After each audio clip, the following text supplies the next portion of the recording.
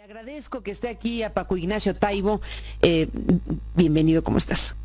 Me da mucho gusto estar con un escritor, un historiador, una persona que tiene una presencia pública muy destacada. Paco Ignacio Taibo II, ¿cómo te quieres que te diga? Me es igual, fue un pacto de caballeros entre mi padre y yo, y ahora que tenemos libros los dos, ¿cómo firmamos? Y bueno, sale mi padre a las 2 de la mañana un día, tomándose una Cuba Libre nocturna, dijo, pues 2, y le dije, ¿no te suena muy monárquico? Y dijo, Segundo. pues como los pelotaris, ¿no?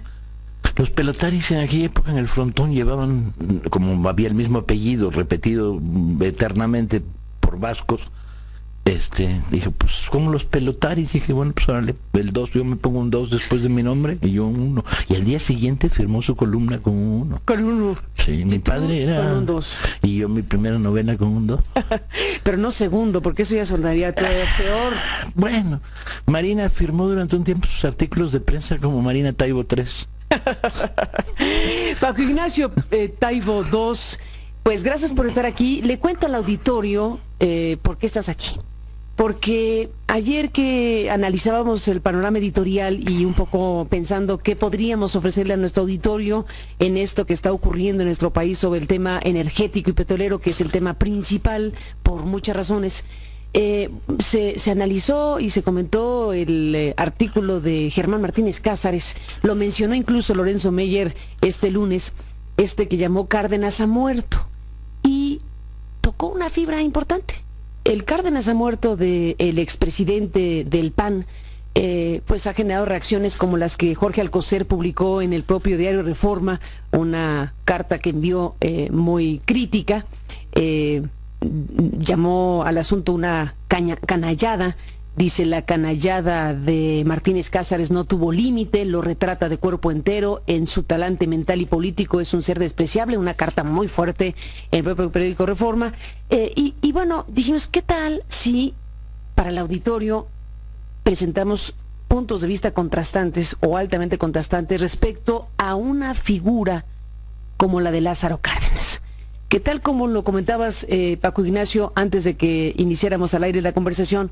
Esta figura de Lázaro Cárdenas pues ha sido utilizada como una referencia en una campaña muy intensa gubernamental para promover una reforma, y se quiso hacer pasar esta reforma promovida por Enrique Peña Nieto como una reforma cardenista, por el símbolo y por la importancia que ha tenido históricamente y tiene una figura como la de Lázaro Cárdenas. No es cualquier cosa que se haya usado la efigie, la imagen, no, la idea de Lázaro Cárdenas durante la campaña promotora de esta reforma que está en la fase final de conclusión. Entonces, bueno, el caso es que invitamos a Martínez Cázares a este ejercicio, pero simplemente pues no hubo respuesta afirmativa al respecto de poder contrastar con alguien como tú, precisamente lo que Lázaro Cárdenas significa para un país. Solo para tomar el hilo, Paco Ignacio Taibo, de esto que es la historia y el motivo de tu presencia aquí, un funeral con asombroso tino. Los diputados perredistas organizaron en el Palacio Legislativo unas pompas fúnebres por la muerte de Lázaro Cárdenas. Acierto total, escribe Germán Martínez. Efectivamente, la reforma energética lo mató, y ojalá su obra jamás resucite. Hay párrafos como el que leo también a continuación. Lázaro Cárdenas forjó una memoria de la revolución para legitimar sus actos de gobierno, y con este legado comenzó una tarea de falsificación de la vida pública, donde confundió Estado, revolución, partido, gobierno. Precisamente el acto de expropiación petrolera de 1938 significó, dice el expresidente del PAN, significó la consolidación de esa cultura estatizadora, colectivista y presidencialista sembrada con fervor por Cárdenas, causa originaria del despilfarro de Pemex en nombre del pueblo. Cárdenas mostró desprecio por la propiedad privada, también escribe, la intervención del Estado ha de ser cada vez mayor, cada vez más frecuente y cada vez más y a fondo, sostuvo Cárdenas en su propuesta presidencial, y sus aventuras populistas acabaron con un rotundo fracaso. La corrupción sindical en Pemex, dice en otra parte del artículo, se incubó por esa cultura gremial donde se afiliaba obligatoriamente a los trabajadores al partido oficial a cambio de impunidad. Y otra parte, Paco Ignacio Taibo, que recupero para esta mesa, en donde estaremos escuchando tu propio análisis de Lázaro Cárdenas y lo que esto significa. ¿Qué son los pasivos laborales de Pemex o Comisión Federal de Electricidad, sino inercias y herencias de una cultura clientelar cardenista, donde la responsabilidad financiera importa un comino? Divinizar a Cárdenas le costó mucho al país. El régimen priista poco a poco se alejó de su pasado. El PAN le dio una victoria al futuro y a la modernización. Hay conceptos políticos, así cierra Martínez Cázares en este texto de Cárdenas ha muerto, hay conceptos políticos repugnantes y difuntos que apestan. Wow. Es la pluma de Germán Martínez Cázares. Se desató la caverna. ¿De qué estos neandertales de la derecha, de dónde salen, no? Porque, a ver, yo entiendo que el cardenismo resulta en términos de memoria muy molesto para un pensamiento conservador arraigado. Incluso entiendo la molestia que este pensamiento conservador tiene contra Cárdenas, al que le atribuyen la paternidad del estilo priista de gobernar.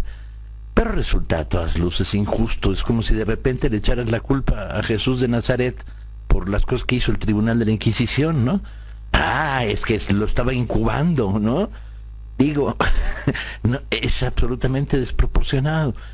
Y la valoración de Cárdenas es absolutamente analfabeta. No tiene ni idea. No se ha puesto a leer en serio la historia de México y lo que pasó en aquellos años. Lo que él llama una aventura populista, y aceptémoslo, ándale pues, órale, una aventura populista. Pues es una serie de medidas generadas desde el gobierno con consenso nacional, con amplio consenso nacional, que alteraron la vida de este país, que la cambiaron para bien. No hay duda, no hay ninguna duda, que la expropiación petrolera tiene dos elementos de peso en sí misma. Una de ellas es la acción que permite que las compañías extranjeras dejen de estarse burlando de la legalidad mexicana, ¿sí? Y por lo tanto las ponga en orden y por lo tanto recupere el petróleo para el uso del petróleo como una fuente de desarrollo, que canalice la renta petrolera a educación y salud. Pues este país no hubiera cambiado de una manera tan profunda si no llega a ser por esto. Y la segunda, le devolvió a este país orgullo nacional. Con la reforma peñista que está a punto de concluir en estas leyes secundarias y lo que está sucediendo en estas horas, ¿coincides con Martínez Cázares que Cárdenas ha muerto? No coincido con Martínez Cázares en que ellos quieren matar a Cárdenas. Es uno de sus intereses. El PRI, con todo cinismo, lo quiere matar por la vía de negarlo en los hechos y en la práctica. La reforma es el anticardenismo. Llevamos 2 temblores en la Ciudad de México y es porque Cárdenas está pataleando en el Monumento a la Revolución, ¿sí? En ese sentido, sí. Y como él dice, su presidente Peña Nieto. Qué curioso esta alineación de la caverna panista más retrógrada en términos de pensamiento social, con la figura de Peña Nieto, al que le dicen, y ahora, siguiendo nuestras instrucciones y nuestro programa, Peña Nieto, nuestro presidente. Caray, interesante cómo se reformula, ¿no? Pero lo que hay es verdaderamente un desconocimiento profundo de la historia y una visión hipersesgada. Estaba hablando a nombre de una vieja tradición, la tradición de los varones económicos, ¿no? Que se incrustaron en el aparato del Estado en el porfirismo y que construyeron esta idea de el Estado sirve para que hagamos negocios, ¿no? Por su voz habla Ramón Corral, el vicepresidente y hombre duro de la Sonora porfirista, los Limantur. Tienen tradición estos cuates, los cristeros, y de repente desaparecen en términos de formas. Ya nadie va a encapuchar la figura de Juárez como los antepasados del señor Cázares hicieron, pues, ¿no? A poner una capucha a Juárez en el hemiciclo, porque la mirada de Juárez le resultaba una mirada molesta. No, los modos cambiaron. El funcionario priista muy próximo a Cázares en términos de mentalidad, ¿sí? El Estado soy yo y el Estado es para usarlo, tenía retrato de Juárez atrás. Un poco se ponía medio verde don Benito, de tanto ver cómo metían la mano en los cajones los ministros, pero tenía retrato atrás. El panismo cavernario como este quitó los retratos de Juárez, esa famosa historia de que de repente Krill se vio en la puerta de su despacho con 30 y tantos retratos de Juárez y no sabía qué hacer con ellos, que le habían mandado los otros ministros. En ese sentido, pues, el anticardenismo opera igual. Pero Cárdenas es de veras el centro de un momento apasionante. Acabo de estar en Sonora haciendo un documental sobre los yaquis basado en el libro que escribí. No es discutible.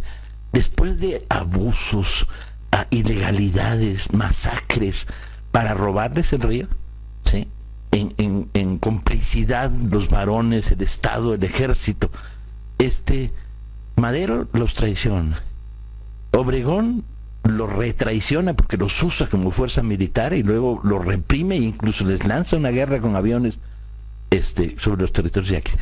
Y es Cárdenas el único que reacciona ante la petición de los yaquis de hágasenos justicia, que expropia tierras para devolverlas a la comunidad. Cardenismo es eso, el cardenismo es la expropiación de la laguna, que se dice pronto y fácil. El cardenismo es un impulso tremendo a la educación en el campo. Este país dio un salto al siglo XX, ¿sí? Diría el expresidente del PAN, también es el clientelismo, es el corporativismo, son las maneras y modos priistas históricos. Bueno, sí, como todo el mundo sabe, Jesús de Nazaret es culpable de que la iglesia haya organizado una cruzada contra los cátaros 11 siglos después. No hay mucha bronca, todo el mundo sabe que en el origen resulta muy tonto, ¿no?, decir esto así. Es como si dijera que este hombre es el portavoz ideológico del sector más conservador de la sociedad mexicana, irresponsable de que les hayan cortado las orejas a los maestros socialistas. El señor Cáceres seguro tiene una navajita que heredó de un tío suyo no, bueno, esas cosas no son así. Es cierto, la génesis del corporativismo no solo está Cárdenas, está Calles mucho antes que él, está Obregón mucho antes que él. Los gobiernos de la postrevolución generaron una estructura clientelar que se fue desarrollando, creciendo y pervirtiendo al paso de los años. Pero lo curioso es que Cáceres no atenta contra ella. Yo no veo ninguna denuncia en su texto, no de Cárdenas, sino del jefe de los petroleros sindicales que regala Maseratis a su hijo, Ferraris, ¿no? Eso no. Contra esa parte del Estado priista de su presidente Peña Nieto, con esa no pateemos el pesebre, ¿no? No, lo que hay es una diatriba brutal contra la esencia del pensamiento cardenista y lo que tiene de progresista y de popular, y por lo tanto la defensa a ultranza de la reforma. Ahora yo pregunto, ¿la reforma no va a tener un tinte corporativo? ¿En la reforma no va a haber extrañas compañías mixtas transnacionales con exfuncionarios de alto nivel del panismo en regímenes pasados? Si se atreve a decir esto públicamente, y si se atreve a decir no, en nuestras filas no están los que están creando compañías para hacer negocios turbios con la reforma energética, me parece interesante como fenómeno. No lo creo. Creo que tienen hasta las cejas, están metidos en el negocio que va a generar la reforma. Además el uso de la palabra reforma ya me tiene mal humor. Reformas las de Juárez son pendejadas. Paco Ignacio Taibo II, Lázaro Cárdenas como figura eje simbólica, utilizada por unos y por otros, porque al final de cuentas ese es parte del asunto. Así como vimos cartelones, campañas, televisión, usando la imagen de Lázaro Cárdenas, es la misma imagen, la misma figura, el mismo busto que usaron los perredistas hace unos días en el Congreso para escenificar un funeral, el segundo funeral de Lázaro Cárdenas. ¿Qué dices de eso? ¿Qué dices de la izquierda que recurre ya en esta fase, de la izquierda en el Congreso, ya en esta fase, a la figura de Cárdenas? A Cárdenas es Cárdenas, y la congruencia de asomarte a su pasado y a sus hechos y hacerlos propios y convertirlos en herencia tiene un sentido y una lógica. Somos quienes somos porque venimos de donde venimos. Nuestro pasado se hace reflexionando y adoptando parentescos, amores, cariños, afinidades. A mí me sigue poniendo al borde de las emociones ver a la gente colectando ahí el puerquito para pagar las indemnizaciones petroleras. Me emociona leer una crónica extraña sobre cómo los ingleses estaban mandándonos un acorazado a las costas de Tampico y cómo los petroleros dijeron, si llega quemamos los pozos, ¿no? Me emociona esta inmensa participación del pueblo en fenómenos de una riqueza enorme. Sigo pensando que agradezco a Cárdenas la existencia del Politécnico, que cuando voy a una normal rural que ahora están empeñados en destruir, ¿sí? Es parte de una idea de que el campesino puede llevar a sus hijos a volverse maestro para que vuelvan a las comunidades. Una idea absolutamente sana, ¿sí? Cuando veo la inmensa infraestructura en seguridad social que en este país se creó y que han estado destruyendo y despedazando. Si ves los teatros del Seguro Social convertidos en lugares donde ahora se hacen fiestas de 15 años por renta, dan ganas de llorar, pero al mismo tiempo ves los teatros y dices, bueno, aquí hay una génesis cardenista, la idea de transferir la riqueza petrolera a educación, salud. Entonces, ¿cómo no vas a querer al general? No es muy coherente. Eso que de repente decide mandar armas a Etiopía, cuando era un conflicto internacional, se estaba metiendo en líos, hombre. O la decisión de permitir que Trotsky se exilara en México, con lo cual se metía en líos con todo el mundo, con la derecha y con la izquierda ortodoxa stalinista, ¿no? O su relación con la República Española, que es memorable, ¿sí?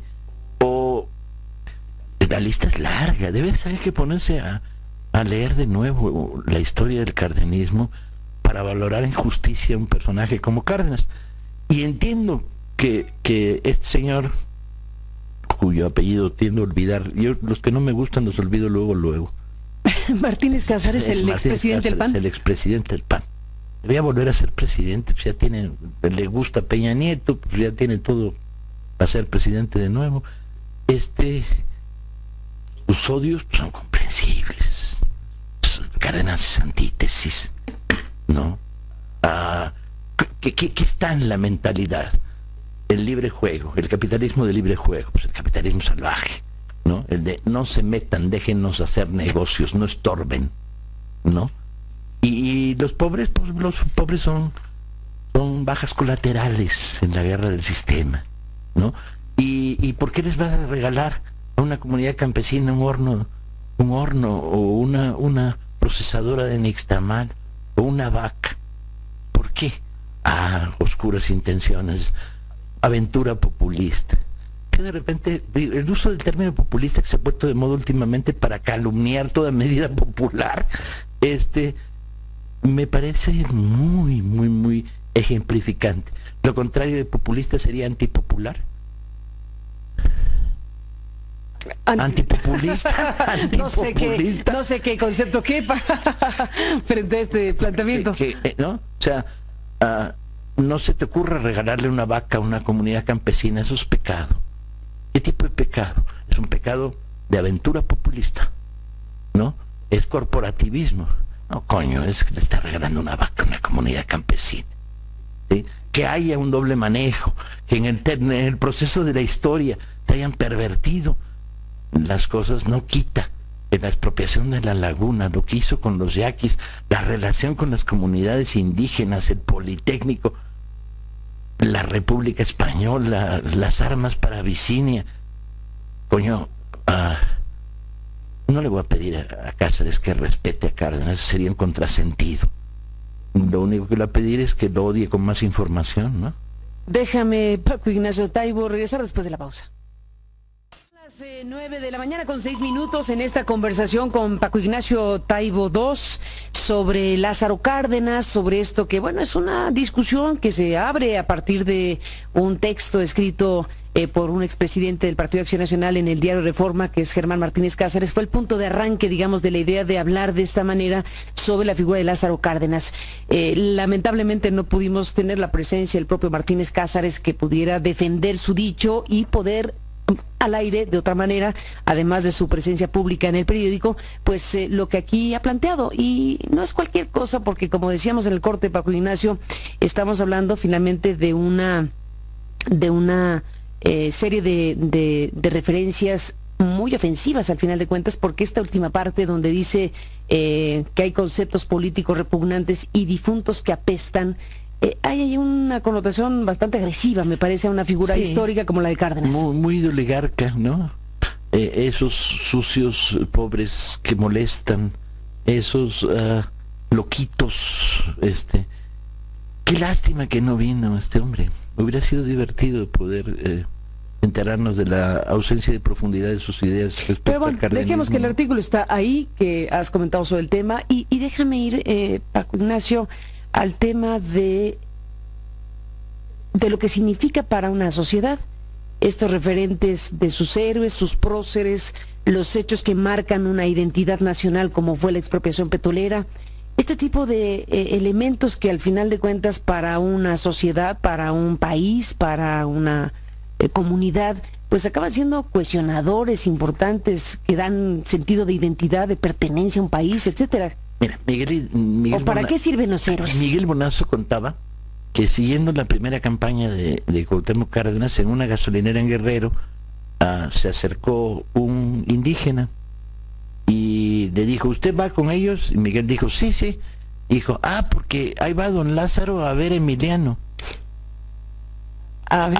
Y Miguel quedó fascinado, porque dice, solo en México este sentido de la historia tiene este nivel de profundidad, ¿no? Yo le decía, mira, hazte un retrato de situación. No hay taller mecánico de la Ciudad de México hacia el norte en que las gorditas en bikini no vayan acompañadas de una foto de Pancho Villa. ¿Sí? Hay una especie de transidentidad histórica en México identificativa. La gente se identifica con el Villa, que es la venganza de los fregados, de los desposeídos, con el Lázaro que le da orgullo, el orgullo de la expropiación. Tantas hemos perdido, una que hemos ganado, les quitamos a las transnacionales el control del petróleo y la ganancia, evidentemente. ¿Sí? Estos símbolos identificatorios que hacen lo mexicano con más poder que las canciones de Pedro Infante, ¿sí? Son esenciales. Patria se hace con eso, se hace con este material de identidad entre el pasado y el presente y de toma de partido, cuando te identificas con ciertas cosas. Yo me pregunto, la caverna conservadora, ¿quiénes son sus símbolos de identidad? ¿Con quién se identifica? Se identifican con los cuadros de Limantur, con trajecito de 3 piezas, elegante, siempre elegante.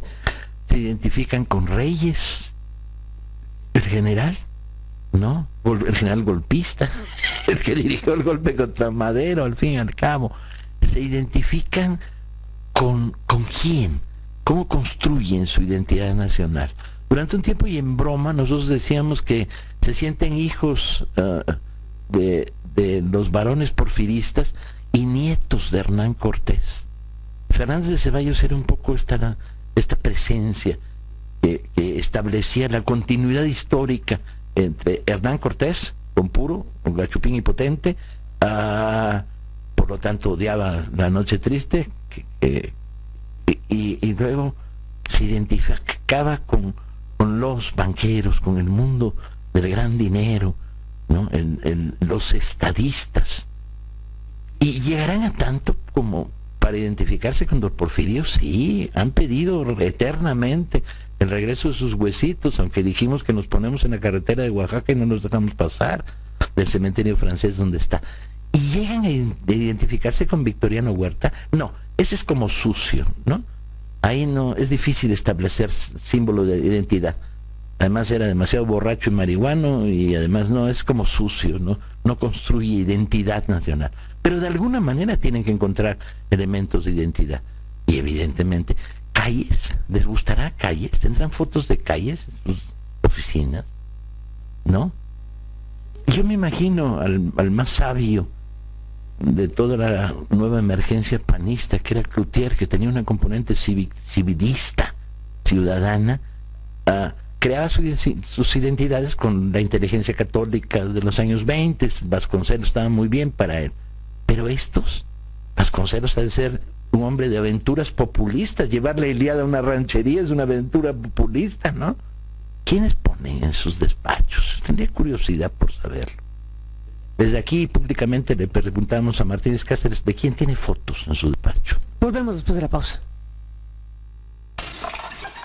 Estamos en esta mesa con Paco Ignacio Taibo II, en esto que desde luego marca la historia del país. Lo que vaya a ocurrir es un asunto que queda todavía en la interrogante: qué tipo de procesos van a venir, qué tipo de situaciones se van a vivir en los próximos años, pero de que se cambiaron ejes en lo que corresponde a un modelo económico y de desarrollo que había dejado esa parte intocada, que es la de la energía y el petróleo. La apertura comercial ya tiene años atrás, pero esa parte había quedado cerrada, había quedado protegida, había quedado encapsulada, a pesar de que toda la lógica económica se conduce y se ha conducido por la apertura y el libre comercio y demás códigos de esta naturaleza.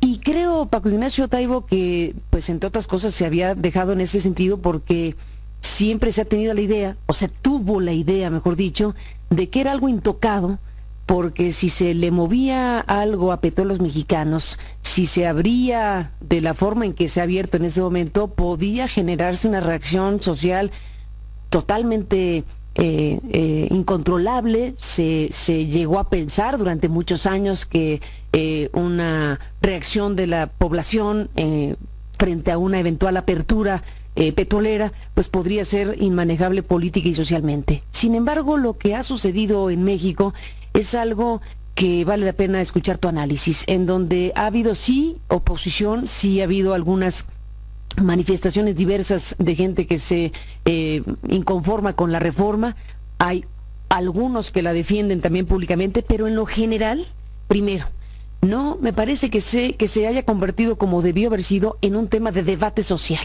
en un tema que se discutiera en los cafés, en un tema que se discutiera en las mesas de las familias, en un asunto que fuera parte central de los medios de comunicación abiertos, cerrados y alternativos. Esos componentes propios de lo que uno esperaría de una vida medianamente democrática no estuvieron a la mesa desde mi muy humilde punto de vista. Y lo que tenemos hoy es una reforma a punto de consumarse.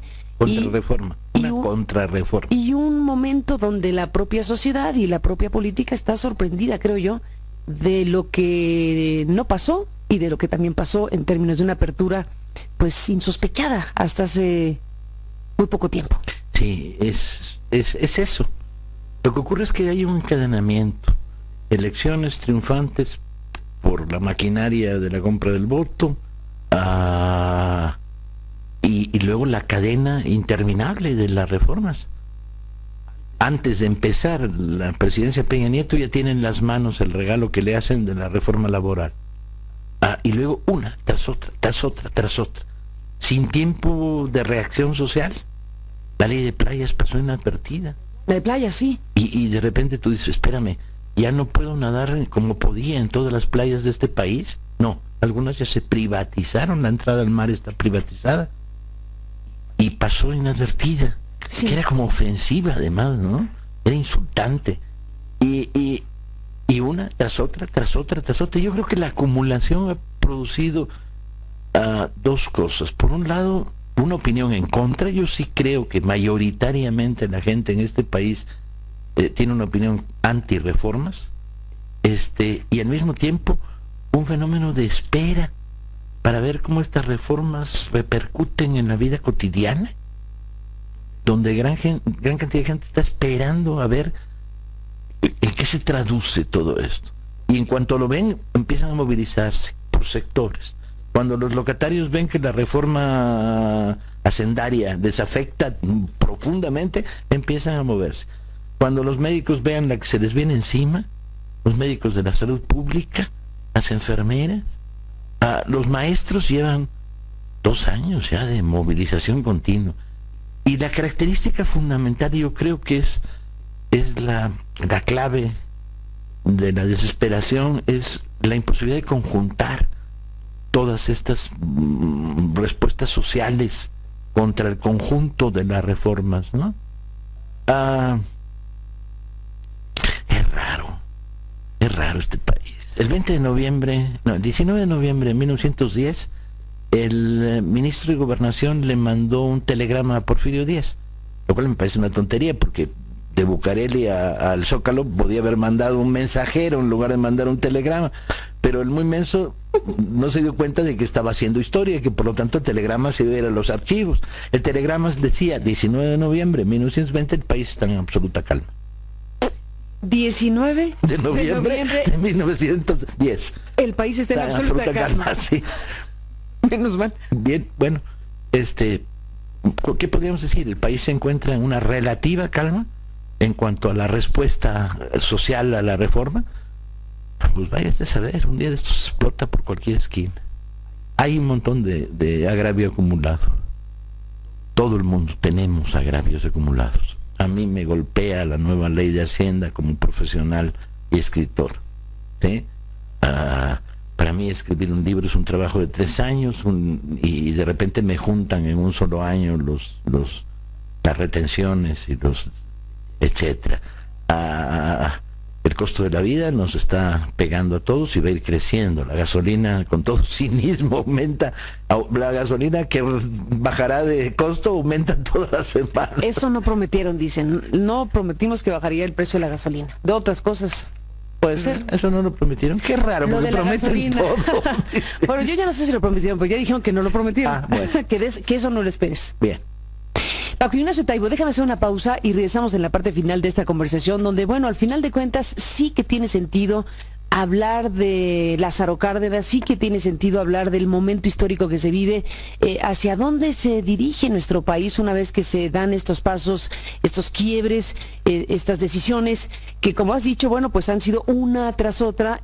No se ha permitido, dijiste con mucha claridad, el tiempo de reacción. O sea, hay una acumulación de asuntos de gran importancia con, ya no sé si son 14 reformas o las que hayamos ido contabilizando a lo largo de estos meses, y un procesamiento también en términos legislativos muy cuestionable. Es decir, un conjunto de situaciones que marcan una manera de establecer nuevas reglas del juego para un país que es el nuestro. Volvemos después de la pausa. En la parte final de esta conversación con Paco Ignacio Taibo II, en esta revisión de lo que pasa en México, del alcance que Paco Ignacio ve sobre lo que está sucediendo en este momento, de lo que provoca un análisis como el que hizo el expresidente del PAN en el artículo de ayer que comentábamos, el artículo del lunes que comentábamos esta mañana, lo que representa, lo que debería representar Paco Ignacio para una sociedad, hablar de sus héroes, de sus próceres, de lo que representa todo esto para un país como México. Así que bueno, pues yo creo que es afortunado que se abra el debate sobre la valoración justa de la figura de Cárdenas. Es afortunado, y que la voz de la caverna diga: lo odiamos, qué bien que está difunto, aventurero populista, que lo digan, y entonces podemos decir: sí, bueno, cuéntamelo de nuevo, cuéntame el reparto agrario de La Laguna, lo que significó, cuéntame el acto de verdadero heroísmo político de poner a las compañías extranjeras, no de rodillas, con los riesgos además que había, ¿sí?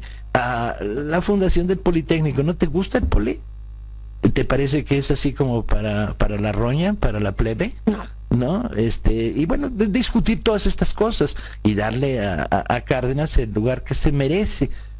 Yo creo que Cárdenas es, en una historia de presidentes muy desafortunados, que nunca nos merecimos los mexicanos, Cárdenas es una figura entrañable, maldita sea. Cárdenas es una figura que tiene una capacidad, con todo lo hierático que era, y lo cerrado, y lo poco cálido que resultaba en términos de imagen pública, es una figura para quererle y mucho, ¿no? Paco Ignacio Taibo, gracias por estar aquí. Cuéntame, para cerrar, sobre los libros, sobre Leer en Libertad, sobre lo que estás haciendo y está en camino. Vamos a tomar uno de los foros del Zócalo, la feria de octubre del Zócalo, y estamos preparando sabrosísimos debates, mesas redondas, presentaciones, invitados, etcétera, en octubre. Y ahora estamos en Reforma, en un tianguis callejero en Reforma, donde también el debate está a la altura abierto. de qué. Entre La Palma y El Ángel estamos. Acabamos de regresar de una experiencia muy interesante en Huauchinango, Puebla, que es la primera vez que llevamos el tianguis a una comunidad semicampesina, que fue un éxito grande. Tuvimos 2 grandes ferias del libro en Texcoco y en Azcapotzalco, grandes, y una súper exitosa en ES. Lo cual vuelve a demostrar algo que veníamos diciendo desde hace mucho tiempo: en este país sí se lee. Paco Ignacio Taibo, gracias por estar aquí esta mañana. Un abrazo, gracias. Vamos a una pausa y regresamos con otros asuntos que le queremos informar.